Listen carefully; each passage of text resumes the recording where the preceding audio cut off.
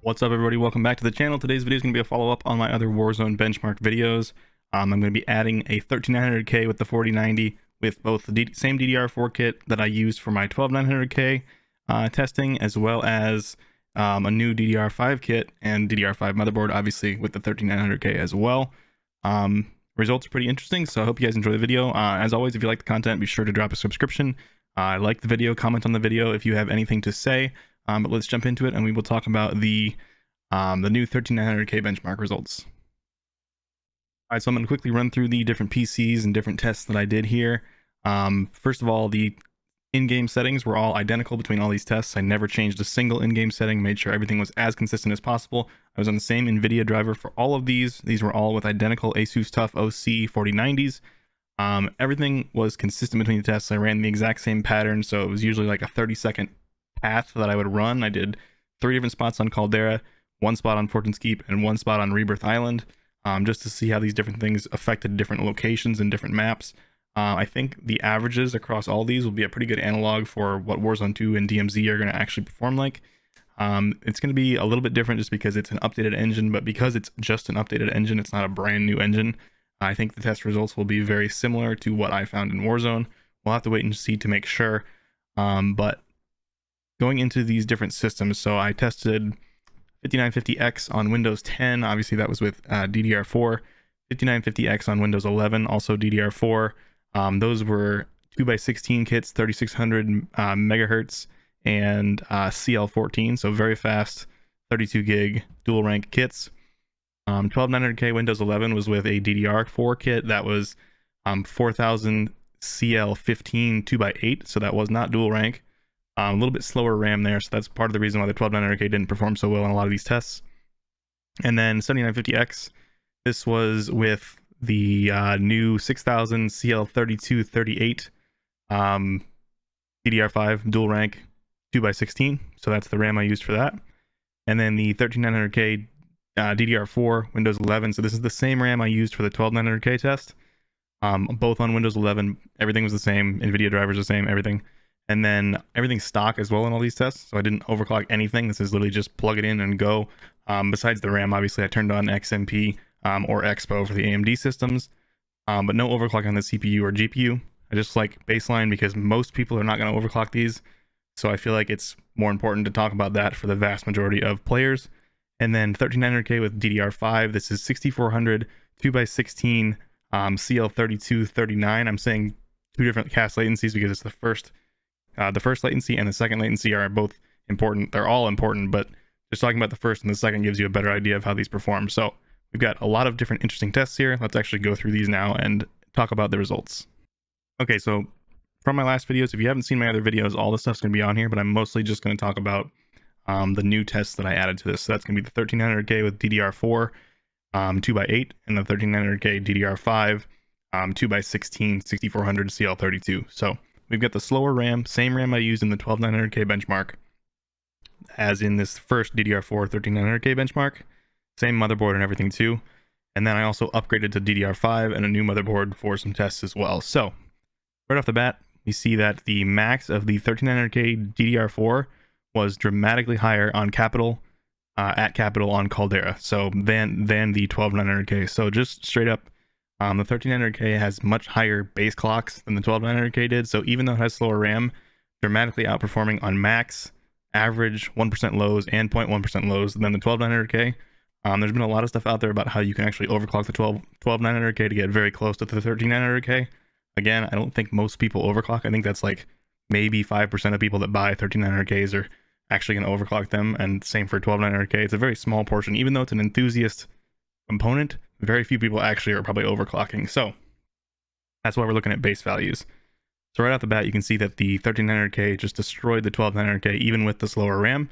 And then when you up that RAM to DDR5 with this like this sort of bluish green color, that's the rightmost, that's the 13900K DDR5 Windows 11.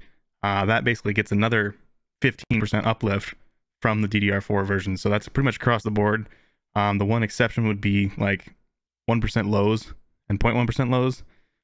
Those are pretty similar to the DDR4 version of the 13900K with Windows 11. So you can see that the orange and the greenish blue color are very similar here.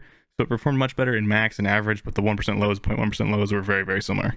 Another quick note here, compared to the 7950X, which also had DDR5, the 13900K DDR5, very, very similar. So the green line here is the 7950X, 13900K DDR5 is the bluish green. You can see max, they were very similar, average, very similar, 1% low, 0.1% low, the 13900K won by a little bit. All right, another Caldera benchmark here. This is at Airfield. Same exact pattern here between the 12900K and 13900K, both on DDR4. So the blue and the orange. You can see upgrading to 13900K if you don't overclock is going to get you a very, very large performance gain. That's because of that base clock frequency is just way higher on 13900K. And then upgrading to DDR5, you're going to get even better performance. So you're going to be a little slower than 7950X if you have DDR4 versus a 7950X with pretty fast DDR5. So pretty fast DDR5, 7950X is this green, and the orange you can see 13900K with DDR4. So if you have an old board with DDR4 and you're running the 12900K and you just want to upgrade, it will be a big performance lift, but it's still not going to be quite as good as these systems that have the new DDR5 faster RAM, as you'd probably expect. Same exact story here as the first Warzone, or the first Caldera benchmark. 7950X, 13900K with DDR4, 13900K with DDR5, basically just got slightly faster each time in 1% lows and 0.1% lows. And so far, the 1% low, 0.1% low king is the 13900K with DDR5.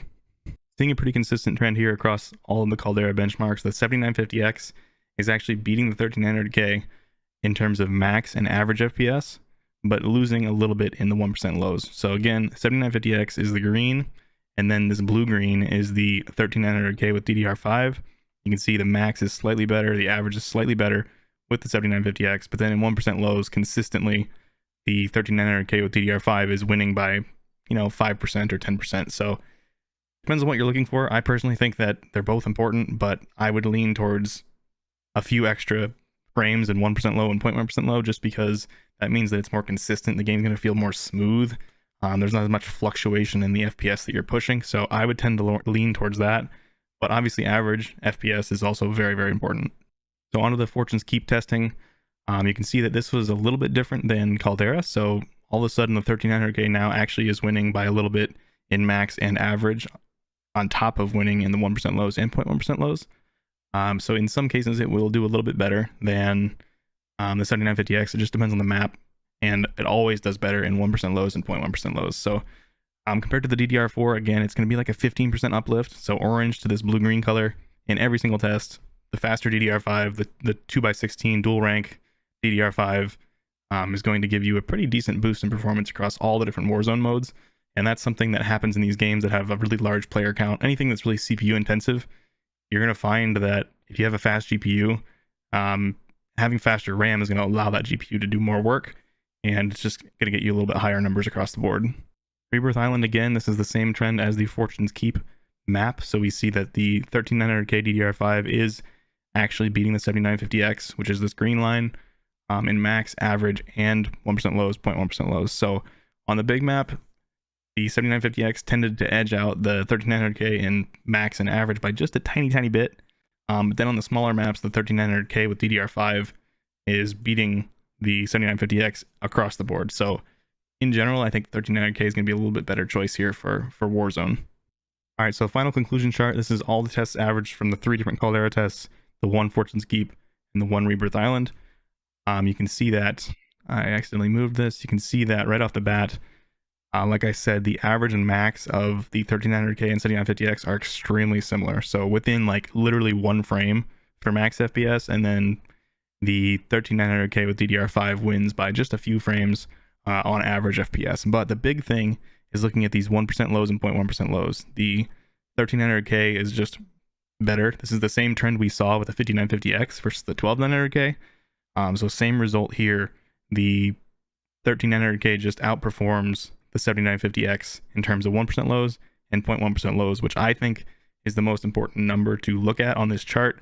Average is also important, but just these super, super smooth gameplay that you get with really good 1% lows, personally for me, is the most important thing. So I do think these new CPUs are actually much better if you don't overclock. If you do overclock and you pushed your 12900K to the absolute extreme, I don't think the 13900K is that much better. but it will probably still be a little bit better. And if you don't overclock, it's going to be dramatically better. So overall, huge performance uplift with all these new CPUs, 7950X and 13900K. They're both great, but it's just pretty much impossible to beat the 13900K right now for Warzone. I think what we're going to see is something like a 7950X3D. So if you know about the 5800X3D from AMD, that was basically a 3D cache version of the 5800X, and that thing has a ridiculously good performance for the price. I think we're going to see AMD take this back over when they release their 3D cache versions of the 7000 series Ryzen processors. I don't know when that's going to happen or when those are going to come out. So that is one benefit. If you go Ryzen right now, you're going to get the new motherboard platform, the new socket that's going to last for multiple generations, and you'll be able to upgrade to whatever the new 7000 3D cache version of the processors come out, which will probably end up beating the 13900K. So that is one really big benefit of going with Ryzen right now. Even though it's losing to the 13900K by a little bit, there are some benefits to choosing that instead of it. So yeah, in conclusion, if you want the absolute fastest processor right now for Warzone going into Warzone 2, most likely these benchmarks will be approximately the same. Like, they'll scale to Warzone 2 because it is the same engine. It's just an updated version of the engine, so I don't expect it to be much different.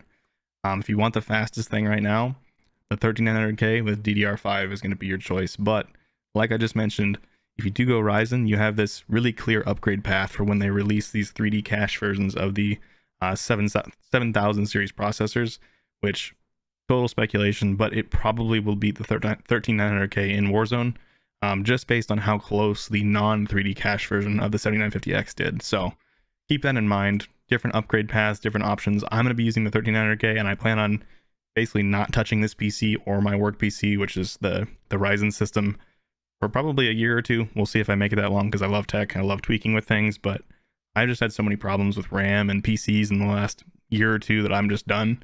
I've got two fantastic, super powerful systems right now, and I'm just not even going to touch them. So that's why I'm not overclocking anything, not messing with going for the absolute top tier RAM or anything like that. I've got two systems that work great, and I'm just going to stick with them. But yeah, if you like the content, don't forget to subscribe, like the video, drop a comment. Let me know what your upgrade path is going to be. Are you going to go Ryzen? Are you going to go Intel? Are you going to stick with what you have now? Let me know down in the comments. But I hope you enjoyed the video, and I'll see you in the next one.